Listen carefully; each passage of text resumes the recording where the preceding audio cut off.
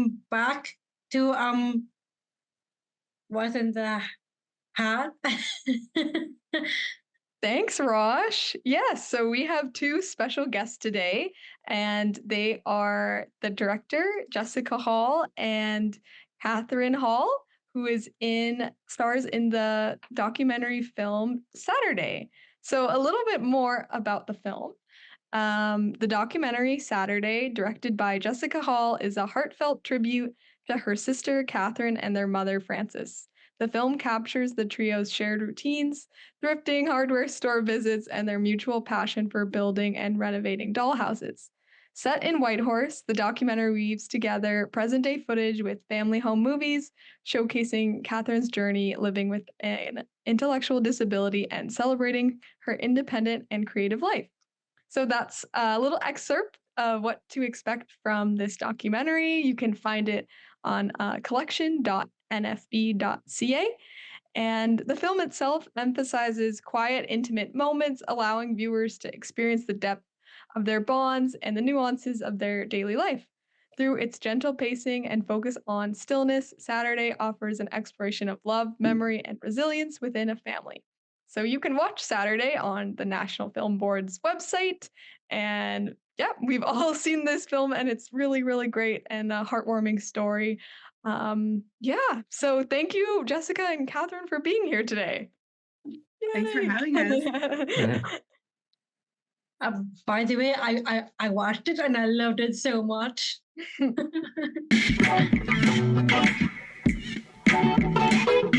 All right, let's dive right in. Okay. So, what would you say that your biggest? What is your biggest passion, by the way? Whoa, before we get to that, Hannah, do you mind introducing what we're doing right now? Yeah, so Rosh is a little eager, but that is no I'm problem. nervous. I am so sorry. No.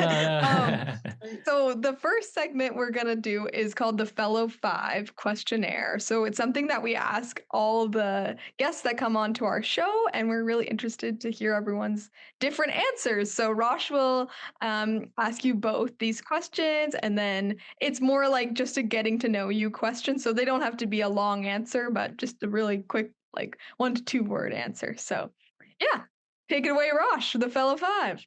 Okay. So what would you say is your biggest passion? Your biggest passion?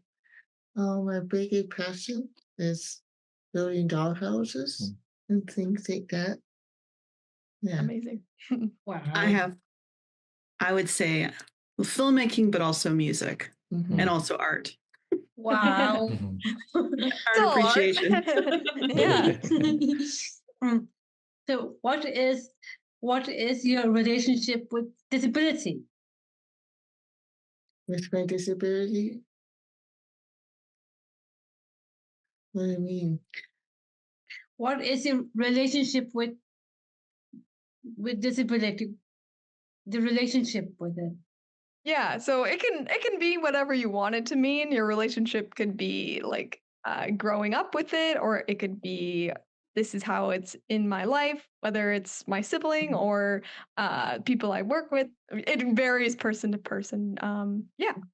Like growing up with my family, with my family, especially my mom and Jessica. Mm-hmm. Yeah. Because Katherine has a disability, but it doesn't define Katherine. No. So yeah, Definitely. Yeah. Cool. And then what about for you, Jessica? Well, I'd say I guess I know more about it because I was blessed to have Katherine as my sister. So what is one thing on your bucket list?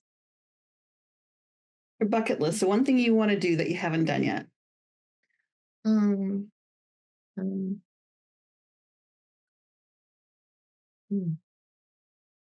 have to think about that for a minute.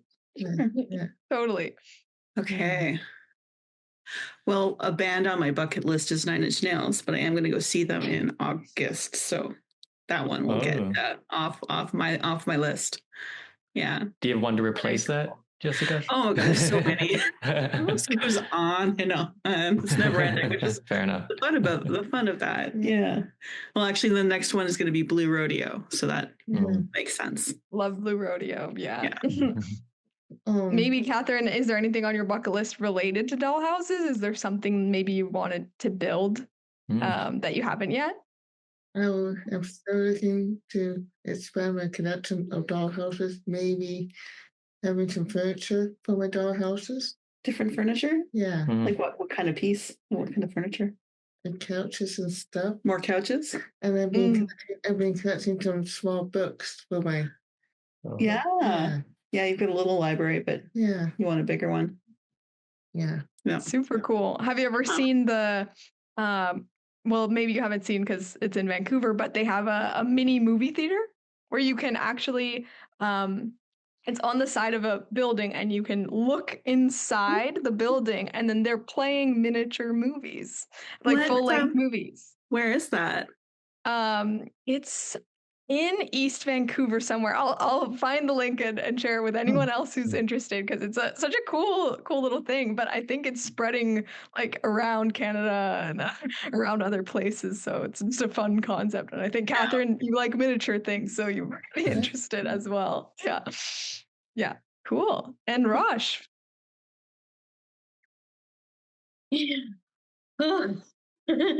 What's the next question? That's what I'm gonna go for. So, what's a surprising or unique trait about yourself? What is a surprising trait about yourself? About myself, I'm very talented. Yeah, she's very talented. Yeah, but that's not surprising. I can say one for Catherine. Yeah. She never forgets to take out the garbage. Never. I wish I had that one. I do. She reminds me. So she's very, she's got a good memory. So, what animal will be your sidekick?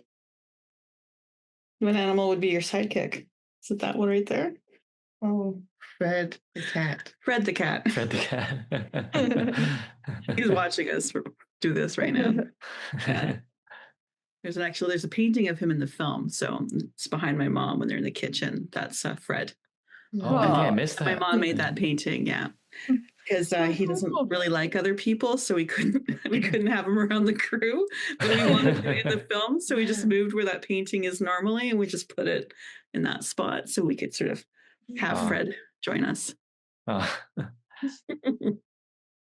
So nice. Yeah, Matthew's a cat person, so I do. Unfortunately, my cat passed away last year, and then my other cat passed away the year before that. So it was a rough past couple of years, but my mission is to get another one. Yeah. And Rosh, is that it for the fellow five? Yes, that's right. All right. Thank you for taking the fellow five questionnaire. Cool. Yay. And I'll let Rosh take the lead on some questions related to Saturday, the actual film. All right. So, can you explain in a few words what the documentary Saturday is about? Do you want to go, Catherine? Yeah, it's about my mom and me. Mom and I spend Saturday building dollhouses and going shopping at yard sale and things like that. Yeah. Yeah. Yeah, it's about my mom and my sister's relationship. Yeah. It's also about family, and it's about just believing in potential, believing in people's potential to that they have potential beyond what you can see, and giving them a chance to reach it. Yeah. And helping them reach it. Yeah. That's awesome. And so how long did it take to make this documentary? Well, I'll take that one. Yeah.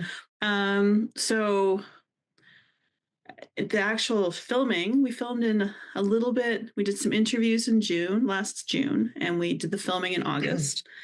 and we edited it in September into October. And then we did the final like color and sound mix in November, December. So it really didn't take that long, but we developed it for a couple of years before we did it. So I did a 9-month period of an investigate, and then like a 4 or 5 month period of development where I spent time with my producer, just making sure that what approach we wanted to take. And I did some research on things that were related to the project, because even though it's about my family, you still want to kind of look around that subject matter to make sure that you're representing things properly, and that, and also to get inspiration and ideas. So yeah, so it took longer to develop than to actually make, which is kind of fun. Yeah, that's cool. Did you find like the concept changed a lot, like from like what you originally envisioned, or it kind of like you stayed true to what you thought? It stayed fairly true, but it refined a little bit. Certain things were kind of like, I had ideas, but I wanted to make sure that I wasn't just putting my ableism in place, and I was actually being conscientious of everything. And then so I did a lot of work there just to ensure that my approach was authentic, but also wasn't accidentally insulting to anybody. I wanted to make sure I didn't do that, and that I was aware of things that are in a community that I'm only tangentially related to. So, I don't want to pretend I know everything about things. So Yeah, Yeah. definitely. Well, that's like very important that you took like so much time to make sure that the perspective was taken. So yeah, I read this really great book by Elsa Sojournson. I'm getting her name wrong, but it's called Being Seen, and she's a deafblind like writer, fencer, filmmaker. She's like this brilliant person out of Seattle, and that book really drove a couple points home to me, and I recommend anyone reading it. And I'll see if I can look up the proper names, because I'm bad with names. So no worries. but yeah, that was one of the books I read, and I really loved that book. Mhm. So, what kind of feelings came up for revisiting old memories in the film? What feelings? Yeah, like going down memory lane. Yeah, Catherine, why don't you take that one? Yeah. The film made me very happy, and it made me feel sad at the same time. Mm. Kind of like bittersweet, I suppose. Yeah. And it sent me very good memory when I was younger. Uh-huh. Yeah. Mm. Yeah, that's kind of beautiful, isn't it? I find some of like the most beautiful memories kind of make you happy and sad at the same time. Yeah. Yeah, I did get the name right, Elsa Sojournson, but I might be saying her last name wrong. But it's Sjunneson. Highly recommend reading that book. Very cool. This film makes me cry all the time. Yeah. When I think like, I've watched it, I don't know, hundreds of times at this point, but it still will like pull something out of me, and yeah, but it's a good cry. It's not a sad cry. It's a happy cry. Yeah. Was part of that because of the archival footage that you were able to grab? I believe you said it was from your father, I think, in another interview. What was it like? How was it hard to get that footage, or like? No, well, yeah, my dad, he filmed, well, there was 20 hours. So during COVID, we weren't sure what was happening. And so I got all of the family film digitized professionally by a fellow in town, Richard Lawrence, amazing man. And then I gave it to my parents to watch, and then tell the stories against it, because Super 8 doesn't have any sound. It's video only. It's like visuals only. And so then I took their files, and I kind of blended them together for the family, so you could know what the footage was and the story behind the footage, just in case. I don't know. And then so I watched all of the footage ahead of of developing this film, and I had a sense of what we had. But it's amazing. It's a treasure, really, that we have this footage. And he learned from his grandfather. His grandfather is a photojournalist in England, and he taught my dad how to film properly, how to light it, like not light it, but how to use light well, and how to frame it, and how to hold shots, and what to get. And my dad would just follow the formula every time. So we have so many scenes that you can put together. You can like sort of build these things together because the way my dad would cover us going to the zoo or something like that. So yeah. Yeah, I remember like seeing that footage. I thought it was like, yeah, it was really well shot. I was like amazed at that part, especially since like it's older footage. So you just find like that was just from your father, right? You wouldn't like think that, right? Especially my father isn't the greatest, but like how much original footage did you actually have to end up cutting down to? Well, how much we have like. I mean, okay, we have about 20 hours of footage. That's like the Super 8. Maybe 9 or 10 hours of that are trains. So then, we only used a very little bit of that family footage. And I mean, it's all our original footage. And it was good. I made a rough select of like 40 minutes of it. And then I worked with an editor who helped because he's not connected to it. He picked things based on movement and color and timing and things like other kind of reasons. And then I would add a couple more things, and in the end we refined it. So it was a really good approach because it's hard with your own family stuff to sometimes make these decisions because I want to put things in for emotional reasons, but he's like, it's about the story. Yeah. And I also like putting in Easter eggs. So we kind of balanced between that, which was really good.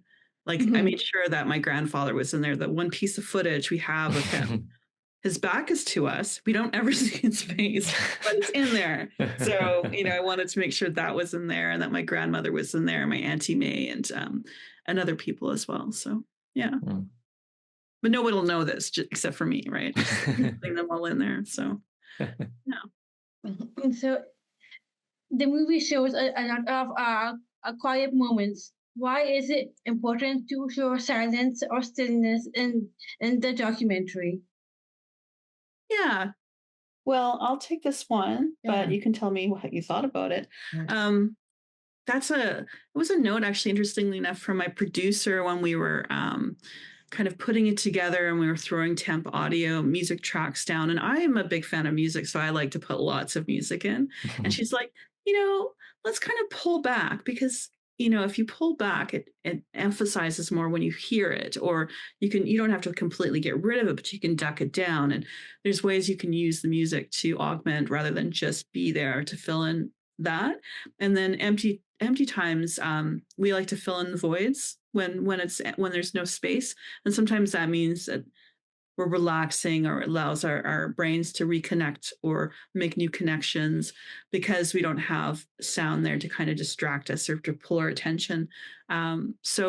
Using silence or quieter moments helps with pacing. It helps with concentration. And it helps kind of refine the story. There's so many different reasons to go that way. And it's interesting, like the quiet parts in there, but my mom and Catherine, you guys aren't really quiet together. You're quite funny. You're quite, yeah. We talk a lot. Yes. Yeah. Yeah. I was in the back seat of my mom's car when they let me join them for one of their, I think we were going garage sailing, and I was listening to them talk, and they just have a really funny dry British sense of humor. Yeah. And it was just making me laugh so hard. I thought, these women are so funny. They need to be in a film, or they need to film about them. And so that sort of was like the beginning kernel of this film, was me listening to them talk and make jokes and the way they talk. Yeah.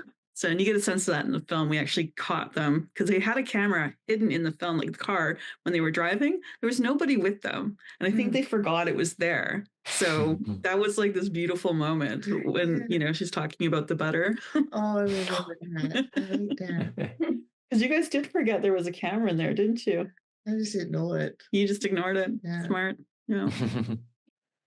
Did you find in the process of making the film, did you and your sister's relationship change at all? Did our relationship change? I think so. Very good. Yeah, for better. You're not just saying that because I'm sitting here? No. Yeah, since we live together, our relationship has been better. Yes, yeah. In general, since we moved in, we bought this place together, and yeah, Catherine is probably the best roommate I've had out of all my roommates. I've had some really good ones, but yeah, she's my favorite one so far. Yeah. They were really good on film, and they're used to being filmed. They're used to cameras, and they're not shy. I am not into being in front of a camera, as you can probably tell from our earlier conversation, but they're totally into it. So, yeah. So it was really easy.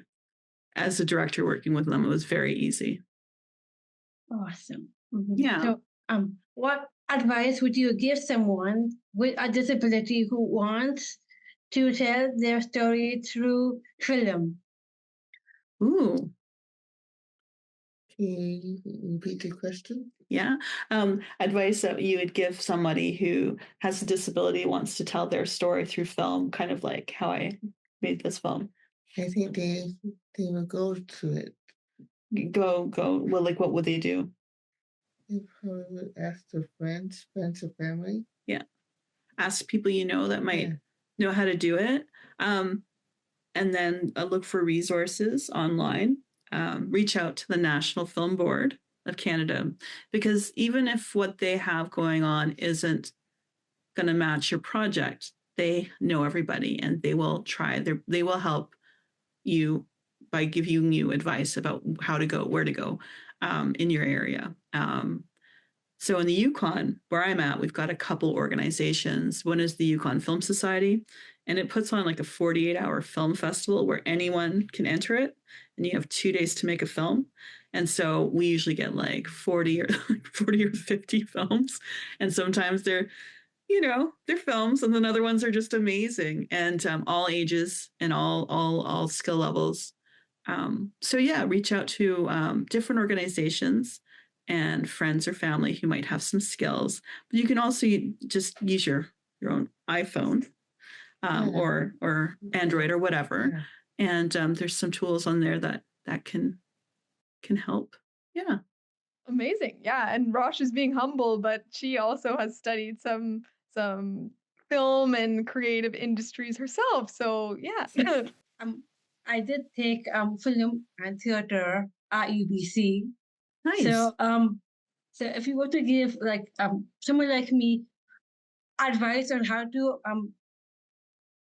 exactly the same question I just asked, but if you were to give someone like me that, what would be the approach?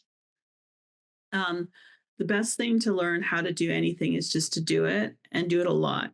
But you can have big goals, but just start with a small manageable things, and start with like something simple. Use the tools that you have, and then go from there and see if you like doing it, and then from there progress, and then start building a bigger, more complicated thing where you need more people to help you, and grow from there. But don't stop doing it. Don't stop trying to do it. Yeah. There's lots of great tools, free tools out there.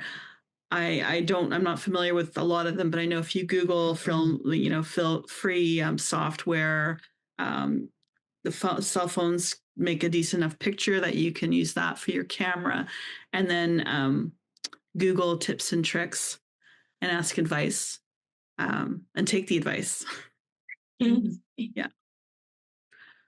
That's the problem, is people don't take advice sometimes.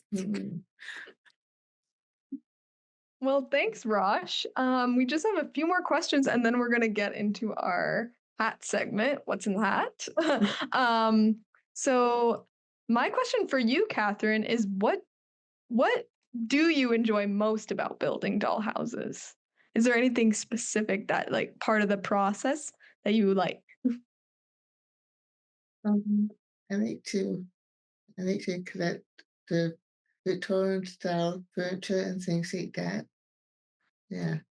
Cool. Like, so is it for you, like, part of the hunt, like, actually like going to the stores and like finding hidden treasures? Is that kind of one of the most exciting parts? Yeah. We go to the yard sale to try to find the things like furniture, and go to the risk factory to try to find furniture for the dollhouses, and I've been collecting some small books for my dollhouse. Beautiful. Mhm. That is so cool. And for anyone who hasn't seen the film yet, you have to see it and then see how they beautifully how you incorporate Catherine's dollhouses within the film. And you actually have a mini projector, which that was one of my favorite parts, was the mini projector. Oh, that's How'd you come up awesome. with the idea of that? Well, my idea was actually originally was just I had a small dollhouse projector, but it didn't have any moving parts, and I was just gonna let's just flash a light behind it. And so I was working with my DP, and that was one of the question marks, like how is this gonna turn out? And we're like, yeah, it's gonna work itself out. But unbeknownst to us, the studio in Montreal 3D printed that, and they built the little things so that we could have it flash, so we could control how much it flashed. And then Peter Planta, who's my director of photography, then worked with that and figured out how to get it to be, to get it looking good. I built the little screen. It's out of a Bic pen and a piece of paper, and I trimmed it. That's so cool. Yeah. Oh, I love that, how detail oriented you show Catherine's work, and then also within the film itself, how detail oriented every little moment is, which is so cool. Well, I was the prop master apparently on that. I was like, oh yeah, I guess I should be the one to dress this. But we had instead of doing like the Ken Burns effect where you talk about somebody and then you see a picture and it slowly fades in, I thought let's make pictures part of it and dress the house with the story of Catherine's life. And so that's how that, so that's why the scene with them cutting those pictures out and dressing, they had a couple of them done, but we just did more for the film itself. And then so you could see her graduating, and you could see her prom picture, and you could see her winning a medal in a race, and you could see all of these things, and these pictures tell 1,000 words, so you don't have to say these things, you just show them. And so I liked how it tied into an action that we did in the doc, and then kind of also tied into the story. And that was like a vision I had from the very early days, like doing something like that kept it brought all of the elements together, like the dollhouse element with the archival, with the observational. So those three elements, kind of those geeking out as like a filmmaker there. So cool. Last question before we move on to some fun once in the hat questions is sent by Jenna, who is our fellow from Victoria, and submitted a question. So her question for you both is, he has a disability. They want people, and we hope people take away from watching the movie. Is there a message you hope people take away after watching Saturday? Like they watch it, and what do you want them to feel and think about? Yeah, when they watch it, they can feel very happy, they enjoy it, something like that. Yeah, that's kind of similar. I want people to feel happy. I wanted it to be an approachable film that was a film about success in a successful life of somebody with my sister who has a disability, rather than something that was sadder or not focused on that. Not that those films aren't important, because they are, but my goal was to make it fun and relatable and happy. And if it was a color, it would be yellow, a nice pale light yellow. I agree full-heartedly. So we have a few what's in the hat questions. I'm going to start with, and Rosh, you can answer these too. It's somewhat movie related, film related, and let's see. Do you remember the first movie you saw in theaters? Or guess. Was it E.T.? Or was it something else? I don't remember. The first one I remember seeing was the Muppet movie. but it Classic. could have also been the second Indiana Jones and the Temple of Raiders of the Lost Ark. Yeah. One of those. Yeah. Probably the Muppet movie. I just can't remember. Yeah, but you might have seen something before me though. Yeah. Yeah. Maybe it was E.T. or something. E.T.? Yeah. Something. What about you, Rosh? Can you remember the first movie you've seen in theaters, or about the first movie you remember? I have no recollection of that, No actually. recollections. Nor do I. I don't know. For me, it was not the first movie, but I definitely remember seeing like Kung Fu Panda. Yeah. Okay. Time for a few more. I remember the theater because my mom snuck in popcorn. Oh yeah, that's always the move, to put all the candy and stuff in your purse. I remember my mom would always go to the 99-cent store, all the candy there, and bring it with us. And here's a random one. What do you have any nicknames? Oh. No. Somebody. Yeah. Well, not really, but they're J Hall. I get called that by a couple of people in town, but nobody. Yeah, I like my full name. I like Jessica.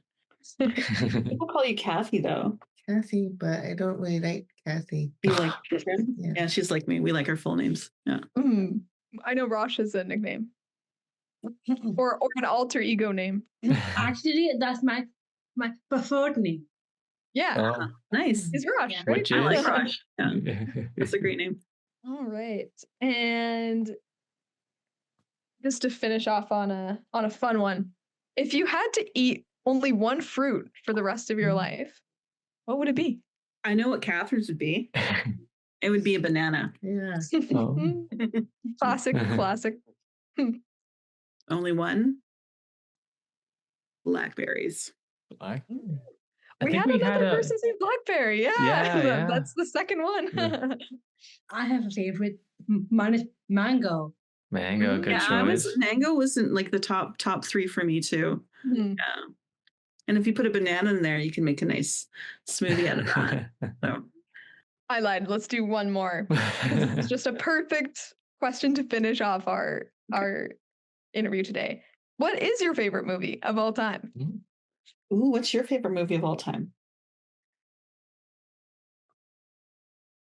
I like all kinds of movies, but I think my most favorite is Bridesmaids. Bridesmaids? Yeah. Bridesmaids, classic. Good movie. What about you? Oh my God. I have too many favorite movies. I could go by maybe. I can't answer that. That's a hard question. It's like picking your favorite song. It's so hard. Do you have a favorite one maybe in the past 1 or 2 years? So I always blank on this question, and somebody else asked me this question. I have, yes, and then when you ask me, I blank out on all the films I've just watched. I feel but you. I can give you my favorite television show, which is Star Trek Lower Decks, and then basically anything out of the Star Trek universe. Oh, okay. But weirdly enough, not the movies. Really? Although they're okay, but they're not like, I like the serial better than the movies. Yeah. Cool. Yeah. I can't think of one. I'm like, now I can't even think of a movie. There's a bunch of movie posters in my house. I'm like, see that. Yeah. I have a favorite, but it's a Christmas one. Love Actually. Oh, that's my favorite Christmas movie. I like that movie. Yeah. Oh yeah. I have a question for you guys. How old was Katherine when you were filming the whole documentary? How old were you last year? I'm 50. About 50 years old when this was filmed. 50 years old? Yeah. Yeah, I'm 51. 51. Yes, that makes sense. Yeah. She was 50.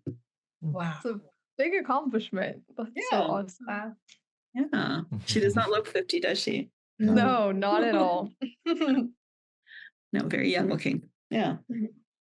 Well, thank you both so much for coming on. And again, for anyone who hasn't seen the film yet, we really encourage you to go and check it out on the National Film Board's website. Yeah, did you have anything else either of you wanted to add for people to check out?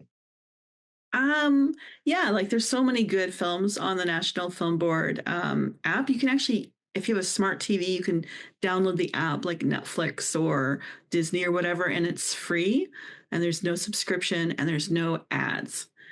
So Oh, it's so really awesome. accessible, really simple to like, and then so many great short films and narrative. Well, not narrative. I think there's some narrative films, but it's mostly documentary and animation, and then different lengths. But I just wanted to shout out to my producer, Terry, who was fantastic. And this film would never have been made without her from the beginning. So I don't think I shouted out enough to her in recent times. So I'm just shouting out to her now because she's such a lovely person. And she made it happen. Yeah. Oh, and she gave us these beautiful necklaces, and I forgot to wear it. It's a Saturday. A nice script, and we wore them at our premiere, which was at the Available Light Film Festival in February. And our film was the short that opened for the feature that opened the festival. So it was very special. It was a Wow. moment. Yeah. My whole family was there and all my friends. It was so great. Oh my gosh, that is so awesome. Yeah, it was so good. And before we go, if you don't mind me asking, we have a little thing at the end of each episode where we ask our viewers a question. Do you have any questions you would like to ask to our viewers? It could be one that we did today or a fresh one that comes to your mind, but a question for our viewers. Question for what do you look for when you garage sale? Oh, great question. Uh-huh. That is a great one. I know that I, like you, Catherine, in California, that it's also a Saturday where garage sales happen. So that's the day. That's the day of the hunt. So yeah, for anyone listening, yeah, what do you look for when you garage sale? Yeah. Well, thank you both. You definitely gave the happy and yellow aura that the film gives off, which makes us so happy. And yeah, thank you so much for taking the time out of your day to chat with us and have some fun. And yeah, Rush, do you have anything else to add? Not really. Okay. Well, great. Thank you. Thank you all. And we will catch you next time on What's in the Hat.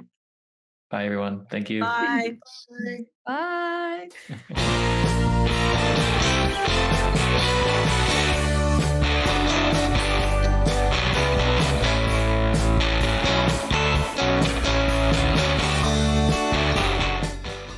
And that's a wrap on another episode of What's in the Hat.